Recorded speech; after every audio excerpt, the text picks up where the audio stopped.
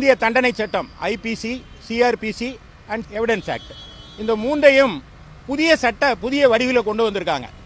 கிட்டத்தட்ட ஐபிசியில் நீங்கள் பார்த்தீங்கன்னா 511 செக்ஷன், அதில் ஒரு 24 மட்டும் மாற்றிட்டு அதே செக்ஷனை தான் மீண்டும் பயன்படுத்தி வேறு வேறு நம்பரில் போட்டு கொண்டு வந்திருக்காங்க. அதாவது old wine in new bottle, புதிய மொந்தையில் பழைய கல். இந்த சட்டத்தினால என்ன பிரச்சனை, எங்களுக்கு என்ன பிரச்சனை அப்படின்னா, முதல்ல இதற்கு வைத்திருக்கிற பெயர் அது சமஸ்கிருதம் தோய்ந்த இந்தியில் இருக்கு.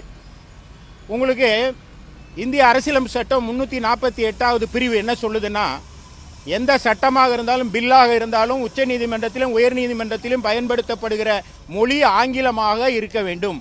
Language to be used in supreme court and high court shall be in English.